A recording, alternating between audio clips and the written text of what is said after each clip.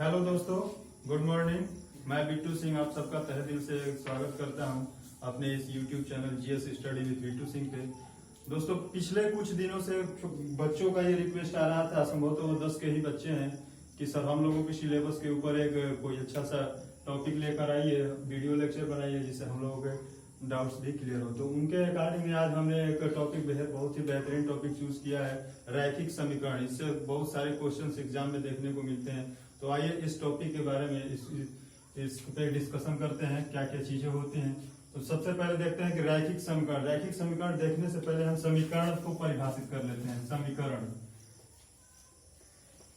समीकरण होता क्या है? समीकरणों को एक आसान तरीके में, एक इजी लैंग्वेज में बोले तो उसका डेफिनेशन ये होगा कि असमानम समानम करोति इति समीकरण। जो समान नहीं है उसे समान करना, जो बराबर नहीं है उसे बराबर कर देना, ये क्या है? समीकरण कहलाता है। अब समीकरण में एक होता है रैखिक समीकरण, जिसमें एक वेरिएबल्स होता है, एक चर वाले रैखिक समीकरण। अब इसमें हेडलाइन डालते हैं, एक चर वाले रैखिक समीकरण। एक चर वाले रैखिक समीकरण,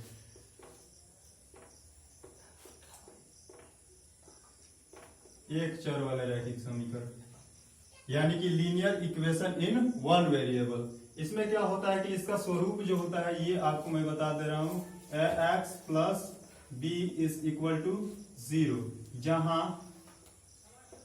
a does not equal to 0 and a b वास्तविक संख्याएं होंगी।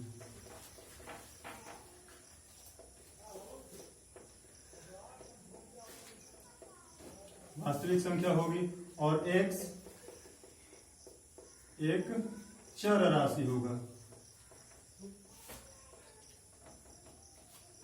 x एक चर राशि होगा। तो ये फॉर्मेट होता है एक चर वाले रैखिक समीकरण को। क्योंकि हम लोगों को पढ़ना है दो चर वाले रैखिक समीकरण को, तो देख लेते हैं दो चर वाले रैखिक समीकरण।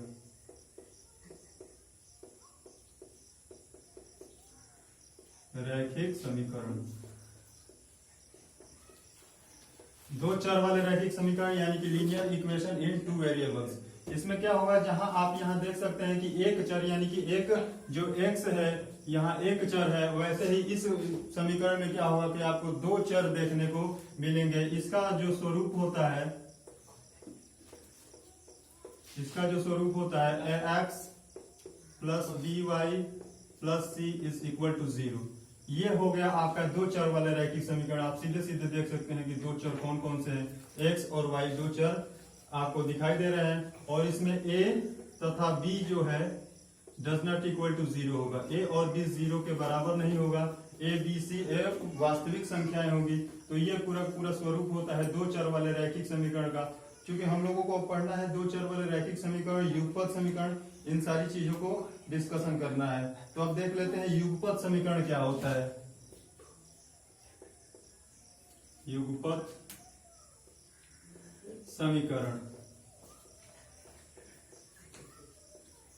यानी कि साइमल्टेनियस इक्वेशंस। साइमल्टेनियस इक्वेशंस, इसका परिभाषा क्या होता है, डेफिनेशन। इसका डेफिनेशन क्या होता है, तो आराम से ध्यान से सुनिएगा इसका डेफिनेशन। जब की नहीं अज्ञात राशियों में दो या दो से अधिक समीकरण एक साथ दिए जाते हो, तो उस समीकरण को क्या कहते हैं, युगपत समीकरण कहते हैं। उस समीकरण को युगपत समीकरण कहते हैं। यानी कि a1x plus b1y plus c1 is equal to 0 और a2x plus b2y plus c2 is equal to 0 plus c2 is equal to 0।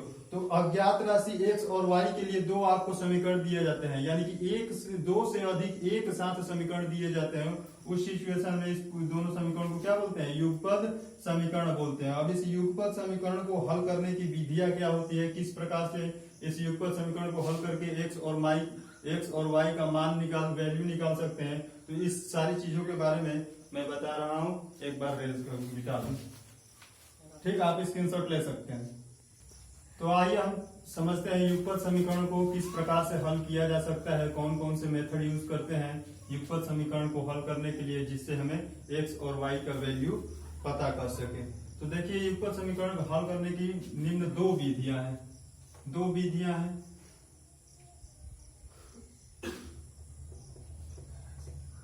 युगपत समीकरण के हल के विधियां।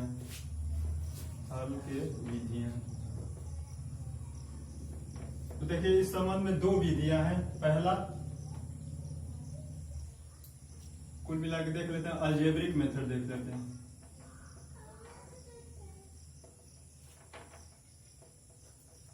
अलजेब्रिक मेथड, तो युगपत समीकरण को हल करने के लिए अलजेब्रिक मेथड दो प्रकार के होते हैं। पहला क्या होता है, विलोपन विधि। पहला जो होता है विलोपन विधि यानी कि एलिमिनेशन विधि।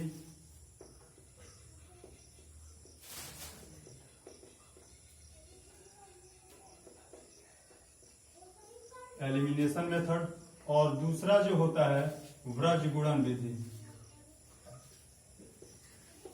वज्र गुणन विधि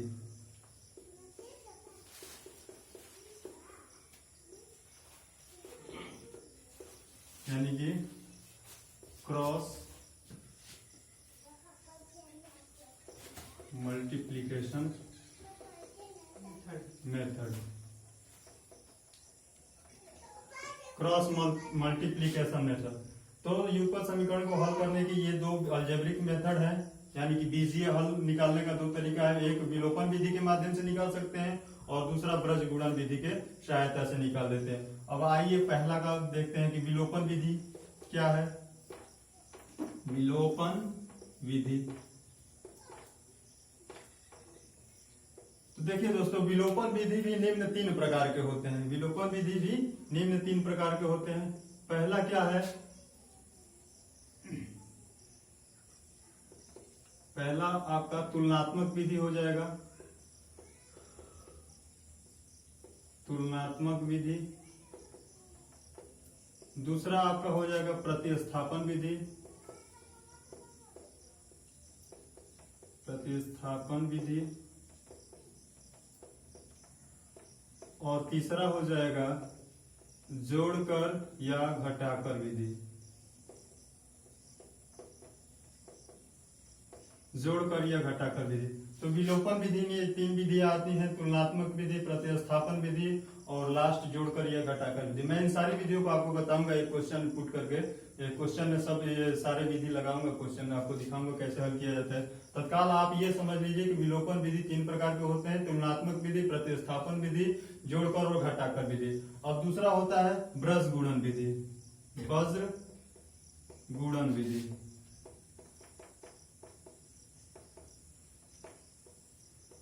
वज्र गुणन विधि, इसको कैसे करना है, इसमें हम मान लेते हैं कि ये x है, ये y है और ये 1 है। अब आपको x, y और z की वैल्यू, x, y और का वैल्यू निकालना होता है। तो x और वैल्यू निकालने के लिए आपको निम्न तरीके से गुजरना पड़ता है। यानी कि हो जाएगा आपका, यहाँ लिखते हैं b1 और यहाँ लिखते हैं b2, यहाँ लिखते हैं c1 और यहाँ लिखते हैं c2, यहाँ लिखते हैं a1, यहाँ लिखते हैं a2, यहाँ लिखते हैं b1 और यहाँ लिखते हैं b2। आपको सीधे सीधे तीर इस प्रकार से चलाना होता है, बड़े ही आसानी से आप निकाल सकते हो। तब तक मैं बोर्ड पूरा का पूरा भर गया है, मैं निकाल फिर आपको बताता हूँ कि कैसे इसे निकालना है। तो ये होता है, आप यहाँ से आसानी से इजिली x, y और 1 के ये बटे में करके आसानी से फार्मूला बना सकते हैं। आप देख सकते हो कि x बटे b1 c2 minus b2 c1 is equal to y बटे c1 a2 minus c2 a1 is equal to 1 by a1 b2 minus b2 a2 b1। तो इस तरीके से x, y का वैल्यू हम आसानी से निकाल सकते हैं, क्योंकि बराबर कर देते हैं कि यदि x बराबर इतना तो ये बराबर कर देंगे, फिर इसको बराबर करके हम x, y का वैल्यू आसानी से निकाल सकते हैं। आइए हम आपको इस पूरे मेथड को एक क्वेश्चन पे अप्लाई करके दिखाते हैं। जिससे आपको और आसानी होगी चीजों को समझने में। मैं आपको तीनों चारों विधियां दिखाता हूं। एक क्वेश्चन लेते हैं। मान लीजिए हमारा क्वेश्चन है, इसको निम्न चारों तरीके से करेंगे, यानी कि विलोपन विधि के तीनों मेथड से करेंगे और वज्र गुणन विधि से भी, वज्र गुणन विधि की सहायता से भी इस क्वेश्चन को हल करेंगे कि x और y का वैल्यू कितना निकल के आ रहा है। तो देख लीजिए क्वेश्चन है x minus Y is equal to 5, ये मान लेते हैं हमारा इक्वेशन नंबर 1 है, ठीक। और दूसरा जो समीकरण है 4x ठीक plus 3y is equal to 6, ये हमारा दूसरा इक्वेशन है। तो पहला विधि हम अप्लाई करते हैं। पहला विधि क्या था? पहला विधि था आपका प्रतिस्थापन विधि, नहीं सॉरी तुलनात्मक विधि था। पहला विधि जो था तुलनात्मक विधि। आपके बोर्ड एग्जाम में सीधे सीधे रहता है कि ये इक्वेशन दे देगा और आपको कहेगा कि इस युगपत समीकरण को आप तुलनात्मक विधि से x और y का वैल्यू निकाल के बताइए। दे देगा कि प्रतिस्थापन विधि से निकाल कर दिखाइए। अब आपको जो मेथड बोला है वही मेथड से निकालना है x और y का वैल्यू, न कि कोई और मेथड से, ठीक है। तो आइए देखते हैं तुलनात्मक विधि क्या होता है। पहले हम सबसे पहले समीकरण 1 को लेते हैं। x minus Y is equal to 5 है आपका इक्वेशन 1। तो यहाँ से हम सबसे पहले हमारा काम होता है कि x का वैल्यू निकालना, क्योंकि जो भी आंसर आएगा चाहे आपका जो भी हो x और y के टर्म में ही आएगा, यानी कि सबसे पहले x का वैल्यू आएगा फिर y का वैल्यू आएगा, कुछ इस प्रकार से आएगा।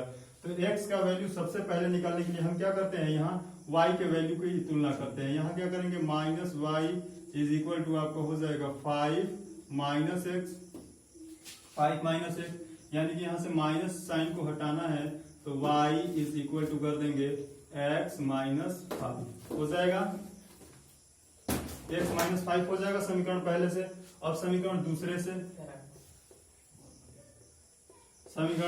देखते हैं। समीकरण दूसरा है 4x plus 3y is equal to 6।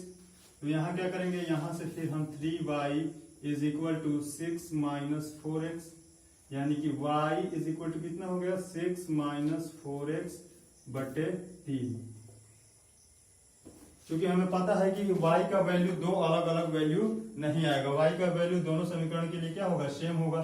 तो हम क्या कर सकते हैं, इन दोनों की तुलना आपस में कर देते हैं, यानी कि x minus 5 is equal to 6 minus 4x बटे 3।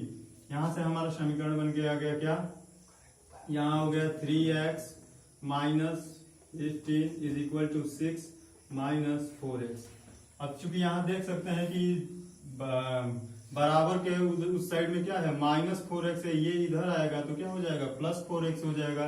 तो आपका टोटल हो जाएगा कितना, 4 और 3 7x, 7x इसका टू, यहाँ इधर माइनस 15 है, उधर जाएगा तो प्लस 15 और प्लस 6 कितना हो जाएगा, 21 हो जाएगा। यहाँ से आप देख सकते हो x के वैल्यू की जो आ गया 21/7 यानी कि 3।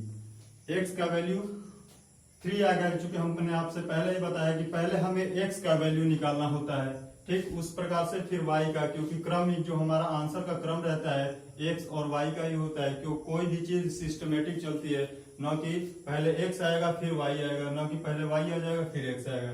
ठीक उसी प्रकार से हमने x का वैल्यू निकाला। अब इस x का वैल्यू जो है किसी भी समीकरण में रखने पर हमारा जो है y का वैल्यू निकल के आ जाएगा। तो देखते हैं x इक्वल टू 3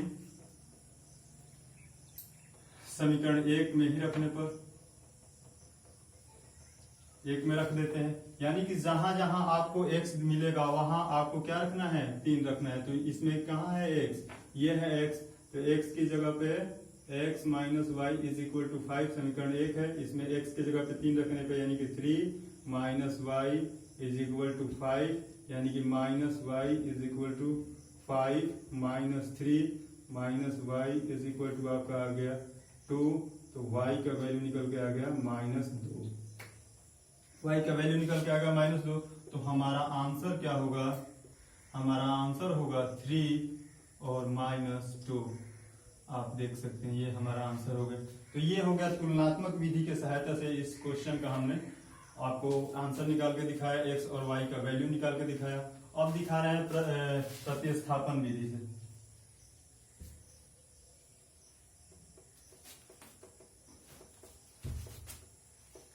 कि समीकरण 1 या समीकरण 2 से कोई x का वैल्यू निकाल के वही x का वैल्यू अगर समीकरण 2 में रख देंगे तो वहां से y का वैल्यू निकल के आ जाएगा। यानी कि देखते हैं समीकरण पहला है x minus Y is equal to 5, ये आपका इक्वेशन 1 था, और ये है 4x plus 3y is equal to 6, ये समीकरण 2 है। यहाँ से हम क्या करते हैं, यहाँ से हम डायरेक्ट y की जो वैल्यू है इसमें पुट कर देते हैं। यानी कि समीकरण 1 से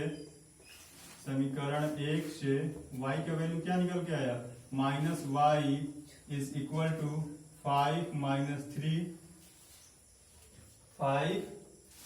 5 माइनस x हुआ था, तो y इज इक्वल टू क्या हो गया, x माइनस 5। ये y का वैल्यू है। y का वैल्यू ठीक जिसमें से निकाले हैं y का वैल्यू उसमें न रख के समीकरण दूसरे में हम y का वैल्यू पुट कर देते हैं। ये हम समीकरण 2 में रखते हैं। समीकरण 2 क्या है हमारा, 4x plus 3y is equal to 6। ठीक, यहाँ y इज इक्वल टू इतना रख देंगे, y इज इक्वल टू इतना रख देंगे। ठीक, तो अब यहाँ पे हम y का जो वैल्यू है x माइनस 5 रख के देखते हैं। यानी कि 4x प्लस 3 y के जगह पे x minus 5 is equal to 6।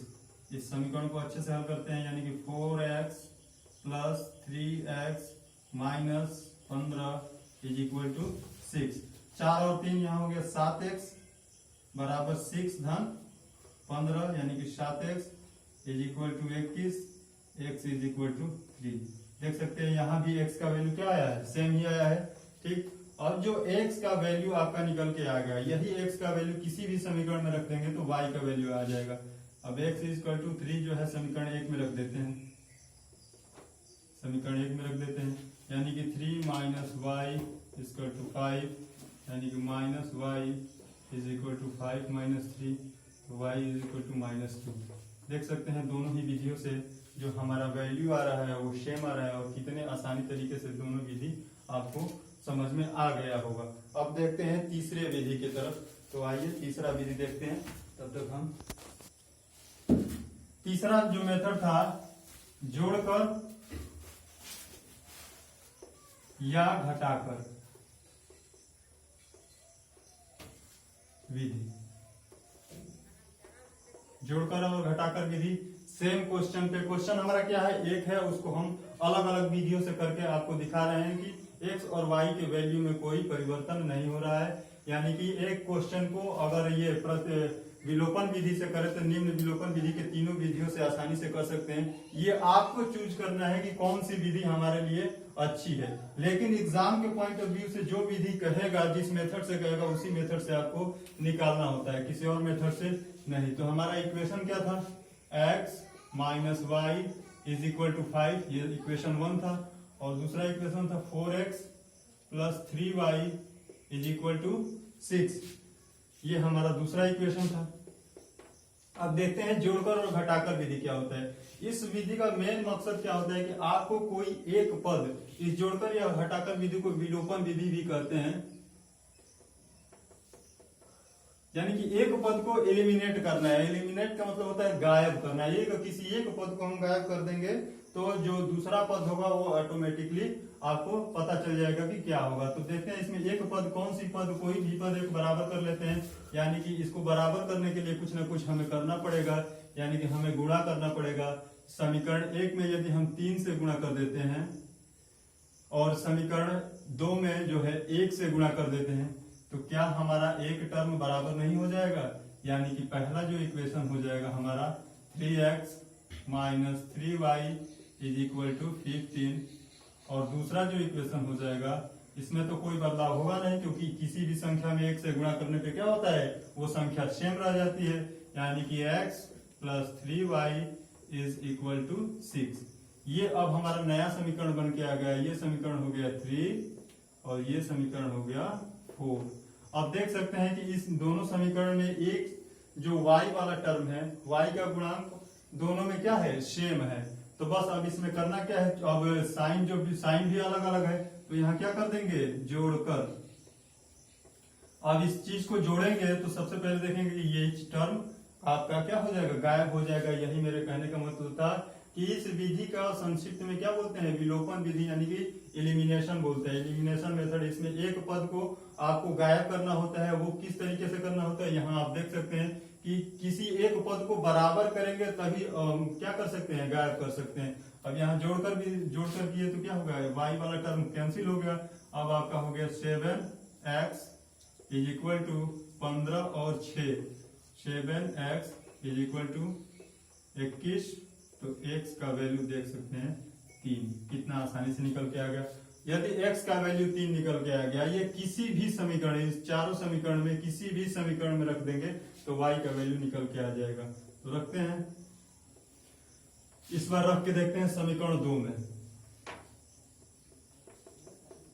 समीकरण 2 में यानी कि समीकरण 2 है 4x plus 3y is equal to 6, यानी कि 4 गुणे 3 प्लस 3y बराबर 6, 12 धन 3y बराबर 6, यानी कि 3y is equal to 6 minus 12, यानी कि 3y is equal to minus 6, तो y is equal to minus 2। तो फिर से आपका होगा जो आंसर आ गया, क्या आ गया, 3 और -2, पहले के अनुसार ही आ गया। तो इस प्रकार से चीजों को समझना है, ठीक। इसी नेक्स्ट वीडियो में नेक्स्ट ऐसे ही अच्छे टॉपिक के साथ, तब तक के लिए धन्यवाद, टेक केयर, बाय बाय।